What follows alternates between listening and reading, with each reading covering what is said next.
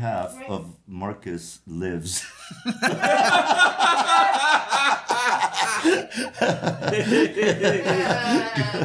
No, it's all business on top and all party on the download. No, man. Gotta laugh about it. Yeah, no, we gotta. Let me slide by you real quick. Sorry, thanks for everybody watching. Right now, what we're going to do, we're going to have a presentation on reaching out to conservatives. Recently, the California Independence Movement went to the annual California Libertarian Convention. That's the annual biggest convention out of the entire year in 2019 or 2020, whatever. Biggest annual convention in California. All the California Libertarians were there. We went, we met them, and we said two things. Say whatever you want.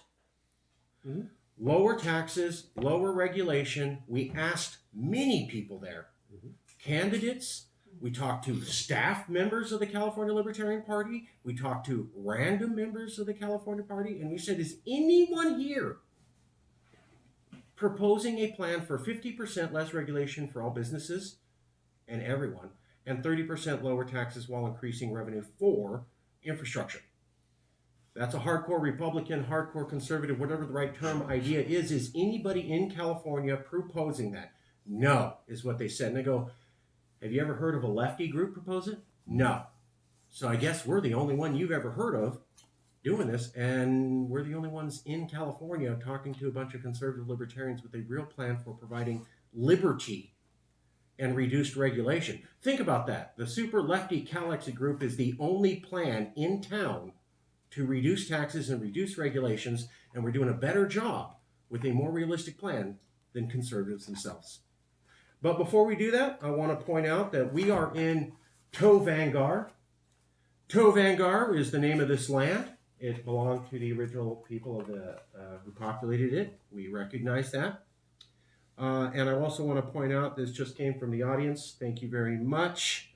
Literally less than an hour ago, Governor Newsom has called for the closure of all bars and wineries and isolation of everyone 65 and older. That is on Fox TV. And if you look at it, the governor of California is pointing out, I'm waiting for the feds to do this. Done waiting. We're going to do it on ourselves. I have to make the call because the federal government won't. So here's California again, waiting for the feds' direction, and they don't do it. And then we say, I guess I have to do the reasonable thing on my own. Also point out, Newsom, Washington had the first declaration of emergency for coronavirus. That's because they had the most cases. But in all of America, the first state to declare an emergency without bodies piling up was which place? Which state in all of America said, we need to move fast and declare an emergency?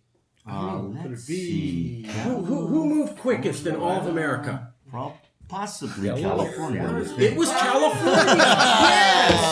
Yes, that's right. It was California. Beat out 13 other states to declare an emergency to save their people. And yet again, here's our governor doing something the feds won't. So, moving on to that, let's talk about how real quick, and then we're going to go to the point. With all due respect to Governor Newsom, so you're expecting us expecting us to deal with this crisis sober? I'm not sure. just a thought. I will point out, encourage everybody to check out the Gavin Newsom video. Just type in Gavin Newsom calexit. Where the one time he talked about calexit, and he said he did not support it. But what I'd like you to do is watch the video and then pay attention to the audience. Because Gavin Newsom said, I don't support calexit. You know, he said, I understand it, but I don't support it. And then he turned to the audience and he says, we can't give up on America. We got to go and save America, right? We got to get out there and save America. Camera pans to the audience. Dead silence. No smiles, no clapping. Nobody backed him up. Nobody said hell yes. He did his whole, we're Americans and we need to save America. turns to the audience. Nobody backed him up at all. Look up Gavin Newsom calexit video. You can see for yourself. Californians wanted nothing to do with his plea for joining America when he slammed calexit. Just pointing that out. And the news coincidentally didn't pick up on that at all. Weird how they would do that. But, so I'm going to play videos from the Libertarian thing in the party. I want to hear from the Libertarian. And then I want to hear from mainline liberal. And then we'll go around the table. What did you see at the thing? What was your reaction? And is this crazy lefty social liberal plan the most liberal, me? The most what? I'm the mainline liberal. No. I'm talking directly to the camera. Sorry. No, keep the question. I didn't. Not you as a person. Okay, this is my newscaster voice. Crazy, socially left hate Trump movement is the most realistic and only plan with coverage across California to achieve Republicans' dreams of lower taxes and lower regulation. What? That can't possibly be true. Aaron?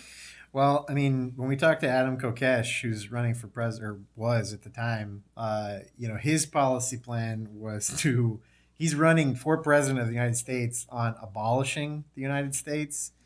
And that's what it says on his points. And he's a really nice guy, but obviously he knows that he's never going to be elected president of the United States on an abolitionist policy towards the United States. What we want, this could happen. In fact, I think we all think it will happen naturally at some point anyway. And so it's more of a preparation for, the inevitable devolution of the United States. But yeah, I think we talked to people and all we really saw was people who are really unhappy. The Libertarians hate the federal government. They love gridlock because it makes the federal government completely impotent. But that's a horrible policy future when you're praying that your government can't work. That means you need to get rid of your government. So yeah, I think of everything we saw and all the talking points that we did at the convention, we had the most realistic plan for getting rid of half of our, government regulations, reducing taxes, increasing revenue, all the things that conservatives and libertarians claim to want. And we didn't really hear any pushback from anybody, really. The libertarians were basically like, yeah. So I thought it went great. I thought it was great. It was interesting. I mean, if nothing else, it was fascinating to get that kind of point of view. But that was kind of the point. Yeah.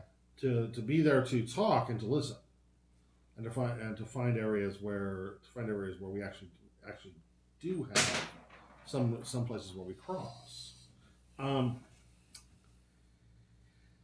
It's an interest. Any political convention is an interesting exercise. I mean, I went to the CAD-Dem convention down in Long Beach, and it was fascinating to watch. For all that it accomplished very little, it was fascinating to watch. But even then, I mean, have you seen anybody else in California with a plan for 50% reduction of bureaucracy for all businesses and a 30% reduction in income taxes in California? Or are we it? No, there's nobody talking about this. No one was talking about this. Where we were talking was, the talking point really here was, this is the biggest political lift in history. If you really want to look at it, California independence is the biggest political lift in history. It is basically the removal of probably the largest bureaucracy the world has ever seen. Yeah. It's like we're going to remove the entire bureaucracy and replace it and redesign it and replace it on a more local level. And that idea itself appeals tremendously to libertarians. Mm-hmm. I mean, it's a gift. That's a gift to them. But the point, one of the main points there was, it's like, that was surprising was, it's like, we're here to talk, we're here to listen. Californians can do that. If the rest of the nation doesn't. California can do that. I don't have to agree with everything they said, and they don't have to agree with everything that we would possibly want. But everyone does agree that the conversation at least will take place locally. Yeah. The best governments in general are done by consensus and discussion amongst the people who are going to be with the consent of the governed. Mm-hmm. Regardless of how that comes about. The libertarians, we talked about the points where we cross. Californians, generally speaking, don't want an unbalanced budget. We don't want to be borrowing money to run our government. Libertarians, liberals, communists don't see that as a viable way to run a government. It's like, this shouldn't have even had to been stated. Well, we'd like to have an independent country, and we'd like to form a government so that we can borrow trillions of dollars and throw ourselves into crippling debt. Yep. That doesn't. We talked common sense. Yep. Yeah, I've seen many. The Mises Institute, which is a libertarian publication, constantly talks about California should be able to be independent. John Stossel, who's a well-known libertarian, on Reason Magazine, made a video saying, if you actually believe in your principles, John Stossel, famous libertarian, then you must support Californians' right to leave. Straight up said it. Amen. But I want to ask Matt. Matt, you're a hardcore left person, right? Oh, yes. And so, I mean, you're not dedicated to trying to achieve Republican dreams. I get that. Is that a fair statement? The Iron Dream. Yeah. Yes. So, as somebody who's total opposite end of fiscal conservatism in your typical political desires, do you believe that calexit can achieve both social improvement and reduce taxes and regulations on business? Is that true? Absolutely. To begin with, California is not trying to conquer the world the way the U.S. is. Okay? The U.S. is hell-bent on trying to conquer the world. They believe they own it already, and they're coming to collect. We have no such intention. We have no such ambition. Okay? The only thing that we would spend militarily is on our own self-defense, like any other country. Okay? And that's it. And, we've been watching events to see how, credible deterrence can be constructed without resort to weapons of mass destruction. Okay?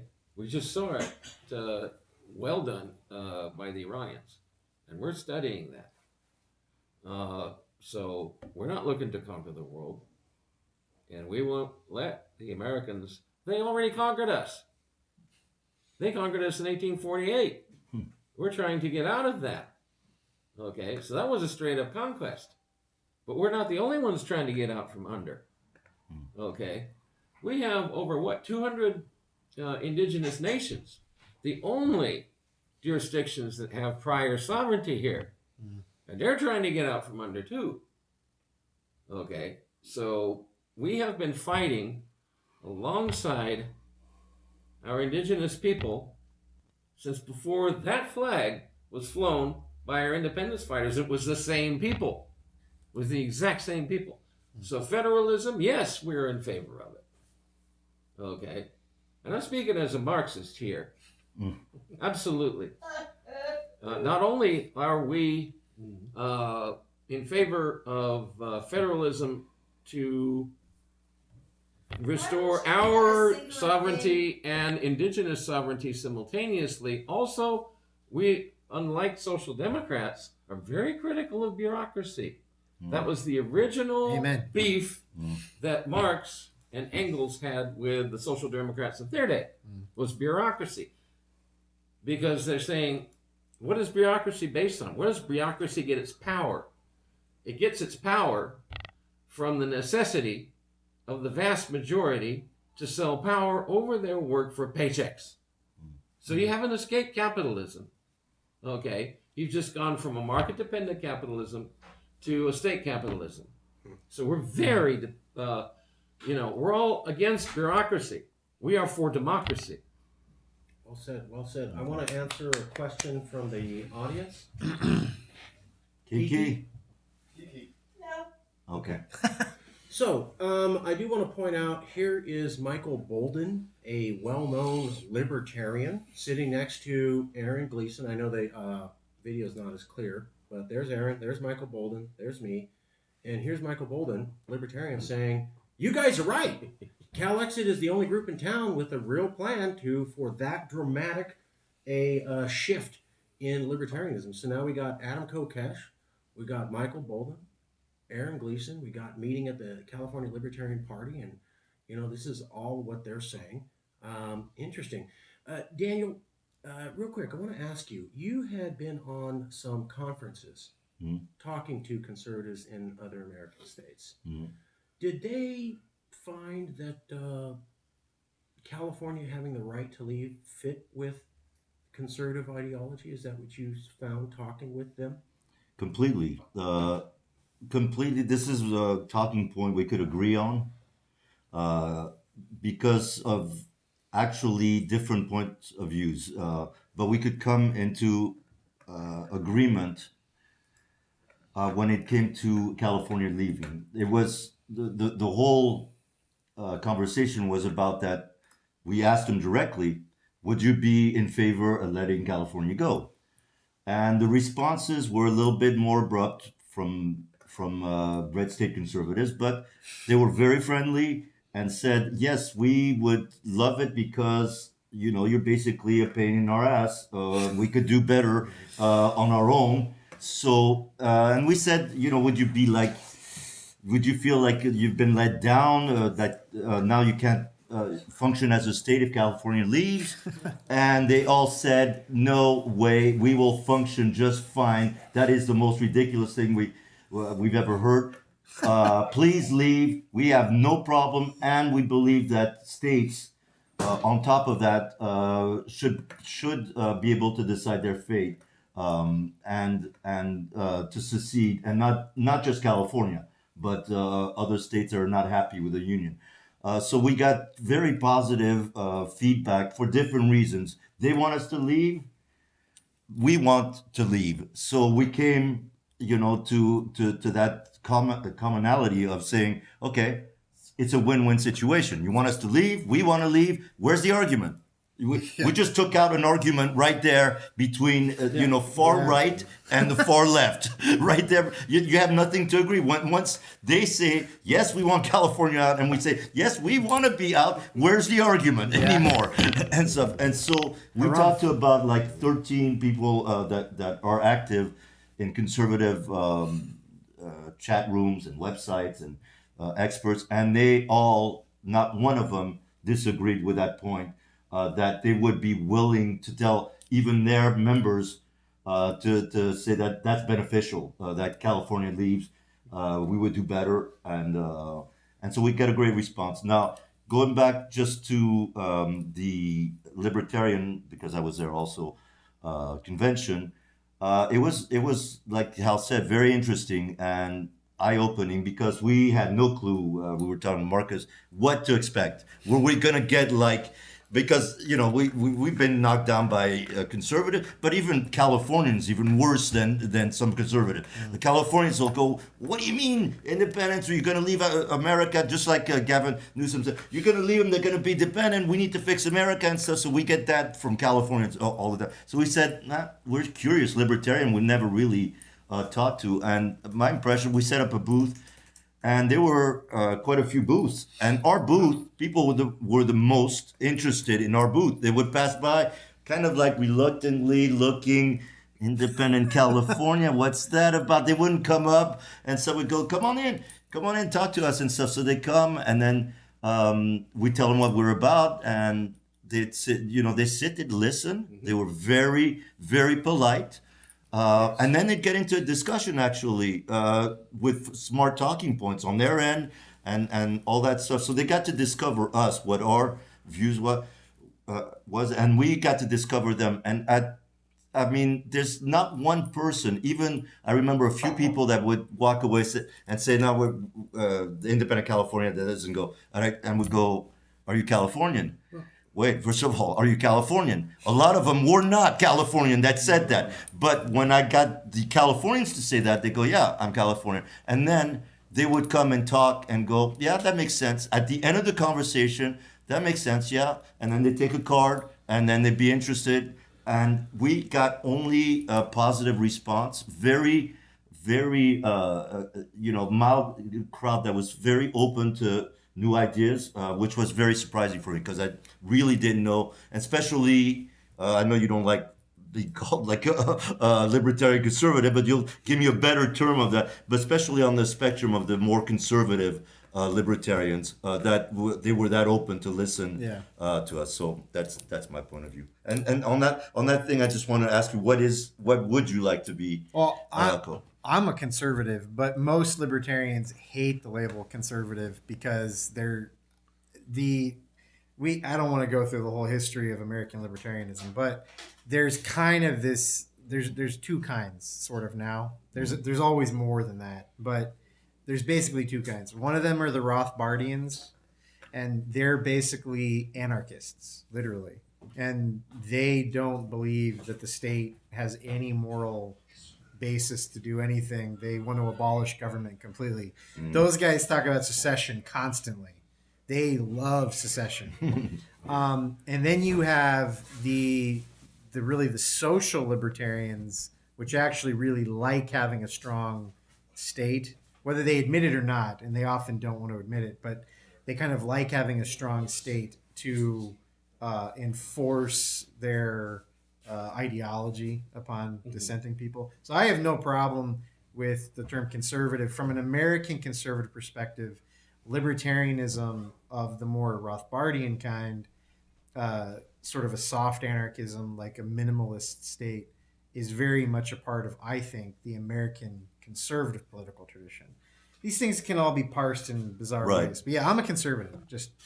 Right. Well, within our movement and within Democrats, social democrats, more to the left, we have variants of it, but we come together on certain issues, which I'm sure I've seen with libertarians that have a common thing. And one of the last thing I wanted to say that because we were talking about Adam Kokesh, and one thing I learned about a lot of libertarians also, they're very much against the wars, the endless wars that we're putting, and the money that we're putting in there. I'm talking about that could go to infrastructure, that could go to lower taxes and stuff. And they're very much. And Adam Kokesh himself came back, was, a patriot, went to war, went to I believe Iraq or Afghanistan, I forget, and came back disillusioned completely.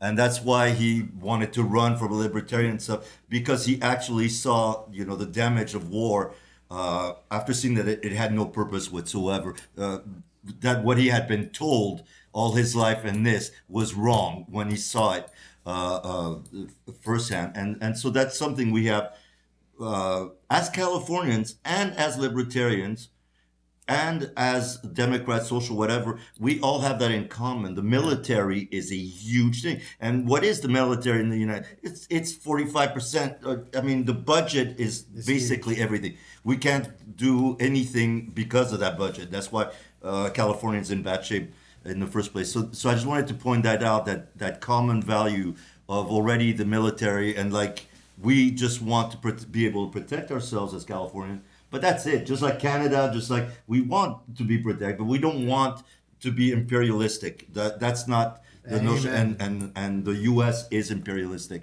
Yeah. That's not our goal. It's just protection, and that's it. And we feel very strong, and I feel very strong, and I'm liberal about what's going on with the military, the carnage it's causing the world. imperialistic nature of the U.S. and as a Californian, or whatever political affiliation you have, it's offending. I think we could agree with 80% of California that it's offending to us to be giving our tax money to the military when we can't even take care of social things that we need to take care of here, infrastructure.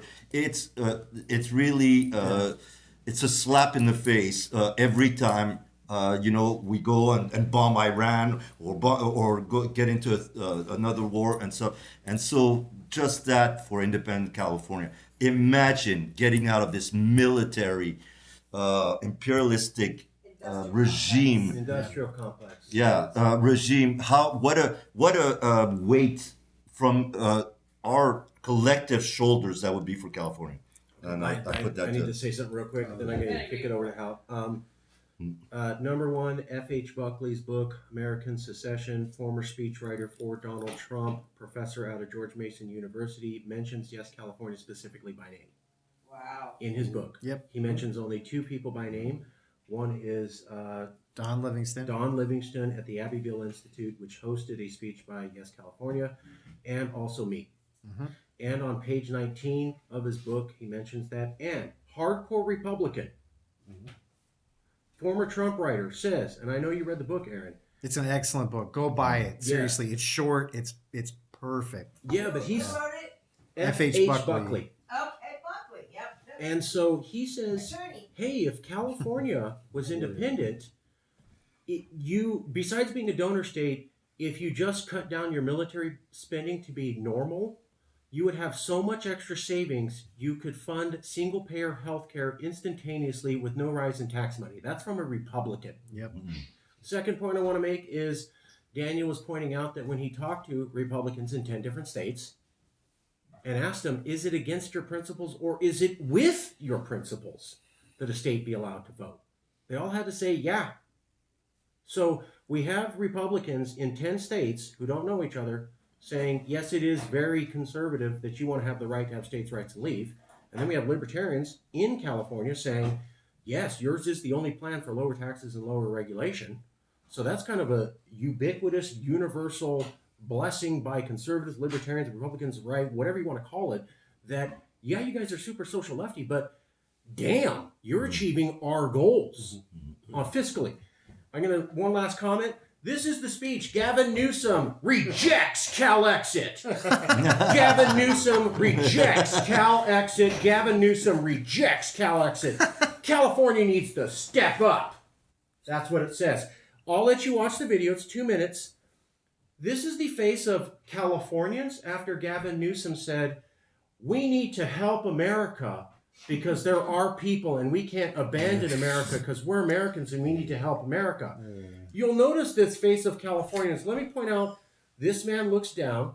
This woman looks down in disgust. This woman closes her eyes as though she's disgusted. This guy looks pissed off. This guy looks pissed off. This guy looks pissed off. This Asian guy has the face of, what did you just say? This guy's frowning. This woman puts her hand over her face like, oh God. This guy has a look of disgust. Californians, live on video, right after Gavin Newsom says, we have to save America. We're Americans. We can't give up. We got to help them. Here's the reaction from the audience. Don't take my word for it. Check out the video. And back to you guys. Check out. I just want to point out, I clapped for what our comrade here said. So you've got mainstream liberals. You've got you're a Marxist. You're a full-on communist. A conservative, I consider myself a relatively standard American conservative, and we all think this is great. So, the warfare state, that's the way the libertarians like to talk about the military-industrial complex. That the term I think was invented by a Republican president, right? Eisenhower. Yeah, military-industrial complex. That was his valedictory speech. Yeah, and he was the commander-in-chief of during the Allied World War II. Yep. He knew his stuff. He knew of what he spoke. Okay, so this was his valedictorian speech right before turning the reins over to JFK. Yeah. Okay, it says, beware of this. Watch out for this. It's bad. Yeah, well, I have a question for Aaron as a conservative. What do you think about California I and its policies specifically? And there's a reason why I'm asking you that, but I mean, in general, I think, to be totally honest, I think that one of the main philosophical aspects of conservatism is actually a rejection of ideology. So it's not like we don't think that we have any ideas or that there's not some policies I would prefer different in California. But for me, it's just important that California actually be able to be itself. So I don't like the